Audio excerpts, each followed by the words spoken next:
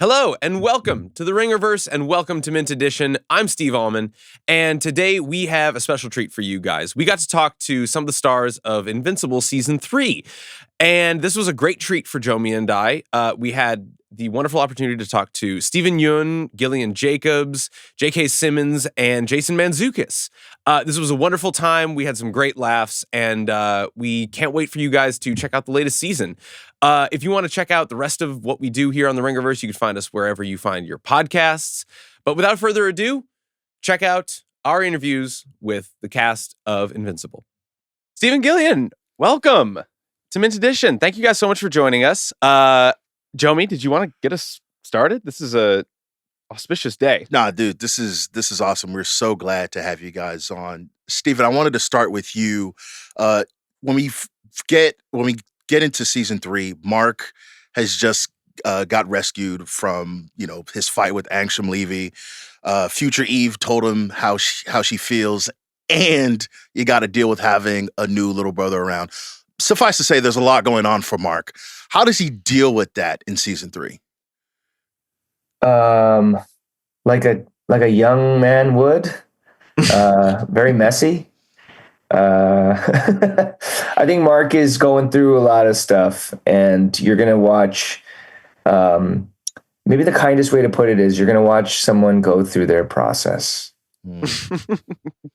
Well, telling us a little bit more about that process. All the things that happened in season 2, like what can we expect to see as far as Eve's arc for season 3? What's probably one of the more bigger challenges that are unique to season 3? That's a great question. I think one of my favorite things about the comic and also the show is that everything that happens has consequences and reverberates. And I think our two characters also really think about and are constantly kind of stuck between like the past and the present and how they should do it for the future. So when we start season 3, we're kind of seeing Eve where we left her at the end of season 2, where she's pretty isolated.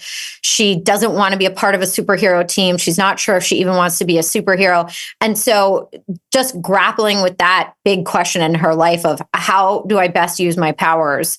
How can I actually help people? Do I need to hide in this treehouse forever? Or should I be a superhero again in some way, shape, or form is something that really you're going to continue to see her grapple with in season 3. That's awesome. I love how in this show, your relationship, like starting from like episode 1 is kind of the thing that ties your arcs together. When you're coming into season 3 and you at the way season 2 ended, I mean, this question for both of you, are you excited to see like a potential Eve and Mark relationship grow in the show? Like, what does that mean for you guys? It means more scenes together. So that I would love to, and we keep saying today, maybe even one day we record them together. So we're not just talking live and in person on Zoom press. So, I mean, I'm such a huge fan of Steven. I think he's such a tremendous actor. I love all the choices that he makes. As an actor and the projects he takes on, I'm always watching everything he's doing. So I just want to work with him more and hopefully in real time. So you mentioned that you guys weren't in the room together when in a lot of your scenes. Did you guys either listen back to any of your tracks before or after in those recording booths to like kind of hear what the other person was reacting to so that you can be more informed with what you were going through in the scene? It kind of depends on the order by which we've recorded. Mm-hmm. I've been fortunate enough to have a couple of days with Gillian tracks, and it is infinitely easier to bounce off of her. Sometimes I'll do like a whole run, and then I'll be like, hey, do you guys have Gillian's tracks? And then when you hear them back, I change my whole performance because I realize I sound insane zany. And so she like really grounds it to this place where I'm just like, okay, cool, we're keeping it honest, and I appreciate that. That's awesome. Mm-hmm. So I've read the comics. I'm pretty sure, Steve, you've read the comics. Yeah, good job. I got a certain idea of what season 3 might hold, but for folks who have not read the comics or just watched the TV show, what can they expect from this new season of Invincible? I think you're going to see, people coming of age, people getting adorned with massive power that they have to figure out what to do with, and confronting moral quandaries, confronting difficult, paradoxical situations where, maybe one way is not the right way. You kind of got to finesse a different way. And I think it's complicated. And I think that's the beauty of this show, is that it's about the complicated nature of morality and leadership and just living. And they also can fly. Well, speaking of flying, we often wondered, like, these characters are so rich and so, like, intricate because they have these superpowers, and also because they're very real. But we're wondering, if your character didn't have superpowers, what do you think they'd be doing in the real world? How do you think they'd be living their lives without them? I think Eve would be studying architecture or something like that. Yeah, I think she enjoys the building aspect that she can do instantaneously with her powers, but without her powers, I would maybe see her studying architecture. Nice. I think Mark might be a little emo. Yeah, he might be playing like the acoustic guitar in a corner somewhere until he, until he comes to find himself at some point in his life. Yeah, but yeah.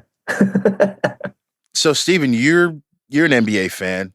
Big trade went down this weekend. If you could describe, how would you describe the Luka Doncic Anthony Davis trade in Invincible terms? It'd be like if they traded Omni-Man for the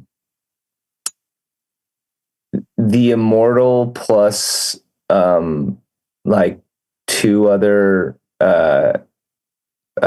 people from the Guardians, and then like a random draft pick. I don't even know how it's like whoever the Guardians are drafting next season. I was to say, I don't get it. The Immortal's actually perfect. I've been an Immortal hater since day one. All he do is lose.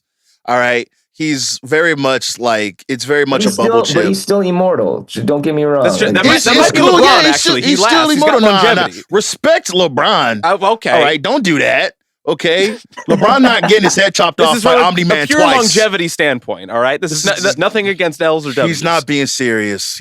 I just don't get it, guys. I feel like I hope at some point they tell us what happened. Oh, there's got to be something. We have to know something, right? All will be revealed. Please, because this doesn't make any sense. I'm a Laker fan. Even I'm like, yo, this doesn't quite feels unfair, right? Feels like you guys are about to inherit some sort of curse or something. Well, don't do that, Steve. Why would you do that to us? Oh boy, I'm a Pistons fan, so I don't care about anybody else. Well, again, thank you guys so much for hopping on with us, and we appreciate it. And we look forward to the new season. Thank you guys. Can't wait. Thank you so much. Appreciate y'all. Thanks.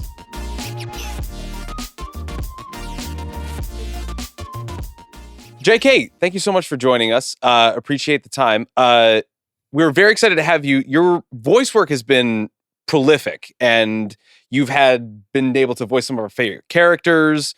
Tenzin, Stanford Pines, the yellow M&M. Icon.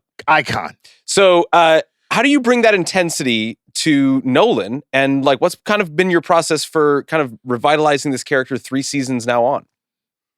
Well, I mean, I'll credit to Robert and, the creative team. I didn't even know the source material when this first came my way as an offer to do the animated series. And as I've, delved into it, it's just such a great universe, multiverse, omniverse of possibilities. And, it's all about whether it's live action or animation, whether it's long form like this, where you ultimately get many, many, many hours, and I hope many, many more to invest in these characters. It's at the end of the day, it's all about what's on the page and just trying to do your best with what's there. For sure. When we last saw Omni-Man in season 2, he said, "I think I miss my wife," which I've read the comics. Still insane. Still a nuts thing after everything that he did. What do you think can fans expect from Nolan in season 3? Like, is he really thinking about, hey, maybe I made a mistake about what happened on Earth? Where do you think Nolan's character has to grow in the next season? First of all, I love that you brought that up. I love that line. I loved everything about that. And that is one of those that we probably recorded 10 different versions of that line, and I, again, one of the things that animation gives you the freedom to do, I think, as an actor is to make a stronger range of choices, and I love the one that we ended up with, because there's this he's surprising himself, he's saying those words, but each word that comes out, he's like surprising himself with it. Like, how is this possible? I'm a Viltrumite. How am I actually allowing a semblance of humanity to leak into my being? So I don't know if I'm answering your question at all. I just found that a really wonderful way to end season 2. Oh yeah, season 3. Well, season 3, we take yet another turn on this sort of roller coaster that the show is taking the characters and the audience on, and the actors, and I'm basically in a very contained environment with Alan the alien. So that was a really fun surprise for me, and a fun season to do with Seth. Now you mentioned the time that you spent with Alan. You've mentioned that animation can give you a lot of interesting choices as an actor, but occasionally it sometimes might be a bit restrictive. You don't have a lot of actors in the room with you to respond to, or you don't exactly have that type of direction as somebody standing across from you to respond from. Did you ever get somebody's either tapes or takes after the fact that you had to respond to that kind of informed some scenes that might have been pivotal in the previous season or this season? Well, we actually did in the first season. Sandra and Steven and I got to work together quite a bit in the studio together, which was great, especially as we're sort of establishing these characters. This season, it was, I guess you can look at it either way. I felt like it was an advantage for me. We kept trying to figure out a way to get Seth and me in the room together, and we were just always in different places, and it never happened. But I did end up, most of my recording for season 3 was after Seth had already recorded, and they had the takes that they'd selected of him. So I was basically playing the scene with what he already, had given. And in a way, that's an advantage for the first actor, because he's like, well, I can just do whatever I want, And then in a way, I like it as an actor who, acting is reacting, right? So I like being, knowing that this is the line reading, this is the vibe, this is how Seth is doing it, and I get to respond to that. And I think that first of all, they always manage to do somehow like a really seamless job of assembling all this with 99 different actors in 98 different places. But I felt like an advantage and a treat for me, and plus, Seth is just a funny guy, so it was fun to respond to that. Yeah, we talked about your voice work and how prolific and amazing it is, but probably your most famous role is as J. Jonah Jameson in a litany of Marvel media, TV shows, and movies. If J. Jonah Jameson was gonna hate somebody more, would it be Omni-Man or Spider-Man? Oh, he's never going to hate anybody as much as he hates Spider-Man. See? Omni-Man trashed Chicago. He murdered the Guardians. Even then? Certified menace. Omni-Man, first of all, it's not like Omni-Man and J. Jonah Jameson don't have a certain physical similarity. Very true. So, very true. It's almost like looking in the mirror. They're both incredibly handsome men. So, yes. I think it would be a total the stash, right? Yeah, the stash, the haircut. It would be a total love fest. Come on. Well, we appreciate that. It's something that we were actually curious about is like how informed we are by these characters by the show, but also the fact that their powers and the elevation that they have to power kind of informs how they act around the world. And we were curious, what Omni-Man might be like, what you think Omni-Man might have been like if he wasn't a all-powerful Viltrumite, if he was simply a dad on Earth. What would be different about him? Yeah, well, kinder, gentler, right? Softer, cuddlier, and that's again, that's the sort of internal conflict that we find him going through, and I think we'll continue to find Nolan / Omni-Man going through. As long as we're doing the Spider-Man parallels, with great power comes great responsibility, and that I think is thematic in the world of Invincible as well.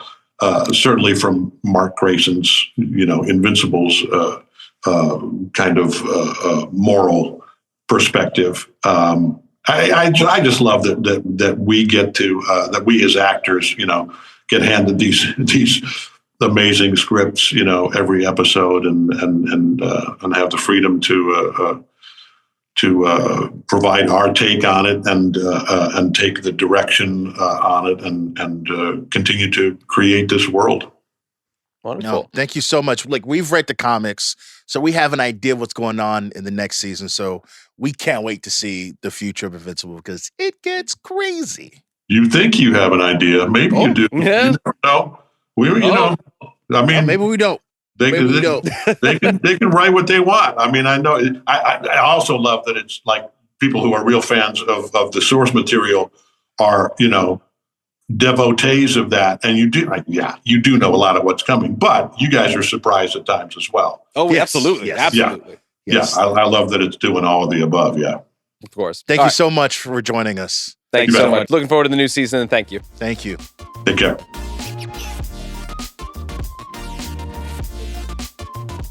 Dude, Jason, we're here Jomi. with Jason Mantzoukas.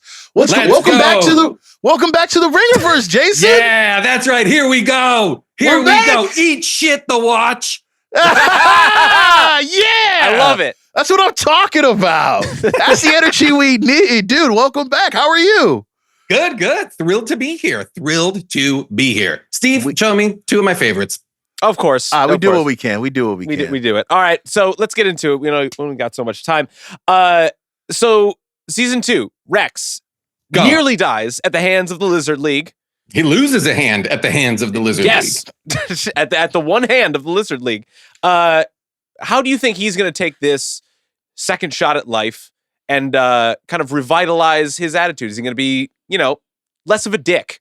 League. Yeah, well, that's the thing, isn't it? Like, boy, do we love that Rexplode is a dick. And that is so fun to play, to be honest. It's a great character to jump into. But have you guys, out of curiosity, have either of you guys read the comics? Yes. Yes, we have. Okay. Yeah. So for me, what's super fun is I did as well. And I read them when they came out. And so when I got to play Rex, I was like, oh, I know this story. This is cool. Mhm. And so what you get in those first couple of seasons, that kind of douchey side guy who's just quipping and roasting everybody, and that truly like the worst guy on the show. So fun to play. But boy, that fight with the Lizard League really turns him around. And I think what happens in season 3, and you see a little bit of it at the end of season 2, but in season 3, you really see him. It's hard for me to say this and for you guys to look at me as a 52-year-old man and say this, but it really is a coming of age story for Rexplode in season 3. You are watching him grow up and watching him become a curious person and have empathy for other characters and have genuine grounded conversations with people while still, of course, being an absolute dick. Yeah. It's funny you mentioned the empathy because he's somebody who's been the biggest shipper of Eve and Mark, even though he's a dick to Mark and cheated on Eve. What's it like playing that and seeing that happen like on the script and on the screen? Well, it's so fun because initially I've already been playing him as insecure and jealous, and just like in those early seasons, he's just so awful and so territorial and so possessive and all of this kind of toxic, boyfriend stuff. And then to have him kind of come out now and be truly trying to broker, conversations between Eve and Mark, or trying to get them, giving, like, I remember sitting in the booth and being like, getting lines, because these scripts are so great. I get to say them and interpret them, but the scripts are great. So reading lines where I was like in the booth and I said, wow, Rex is like giving good advice here. There's like moments where he's like not an idiot. Not only is he being sweet and thoughtful, he's being like generous, and kind. And those are things that I would not have played 2 years ago. I would not have played in the first 2 seasons. So now it's very fun to get to do that stuff. So when you're in the booth and you're reading these scripts and you're seeing like these kind of like truly like bits of like an arc for Rex that he can like kind of grow out of and blossom out of that shell that we've seen him in all of these episodes, what kind of goes through your mind when you see a character that you think that you've known so well just kind of change on the page for you, and how do you bring that forward into the booth? Well, I think, so part of it is it's the script. A lot of it is the lines I'm being given have a lot more weight, they are much more emotional in what they're in the context, and the scenes they're writing for Rex are just totally different than scenes before. And so as opposed to seasons past, I would say for season 3, I recorded 3 times as many hours.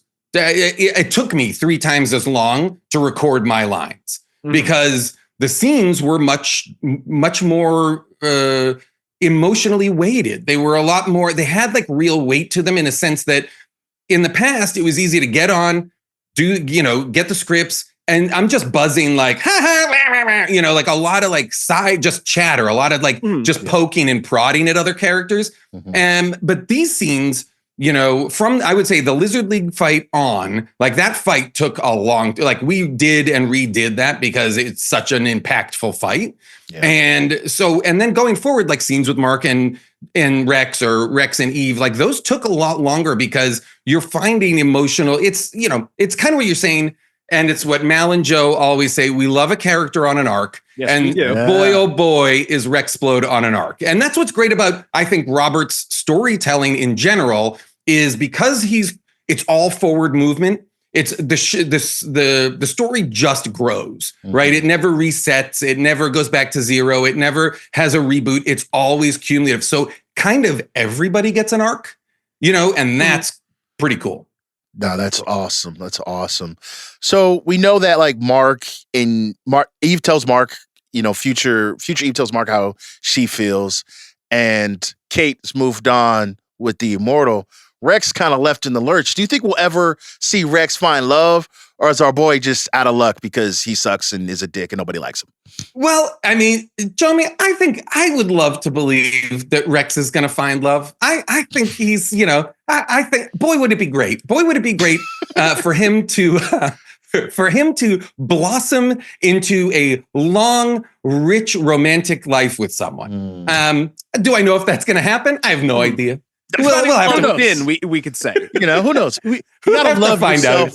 You gotta love yourself before you can find love outwards. So, Jomi, you're joking, I think, but that is true. Like, I do think we are feeling Rex trying to understand himself in this season and not be trying to define himself or possess someone else as a, I think he's just such like his childhood is so traumatic. His life is so traumatic. He has just been in fight or flight the whole time. So it's only now that he's like calming down and trying to get his arms around his own life and his own sense of self, I think. That's wonderful. All right. Well, as a quick last fun one, we love Rex and we love his kind of like attitude towards being a superhero. And now that he's kind of, again, on this wonderful arc that we've seen, we've kind of been wondering what he might be like if he didn't have his superpowers and if it was just kind of like a normal person, because he's elevated by his powers. He's elevated by all those things that make him him. But if we take those away, what do you think he'd be doing in the normal world? A podcaster. Just yapping. Man. Look, some sort of like shitty men's podcast, some alpha shitty, male, selling get my supplements, here are my rhino pills, what I mean? Totally. I feel like Rex would be hanging out with the Liver King. Yeah. Oh God.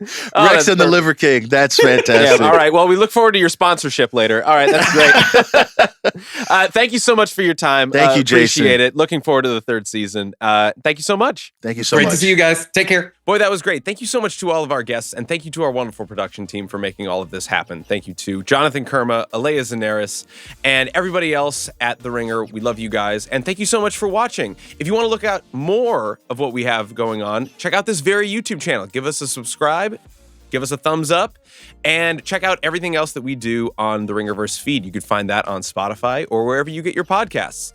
Thanks so much, and we'll see you next time.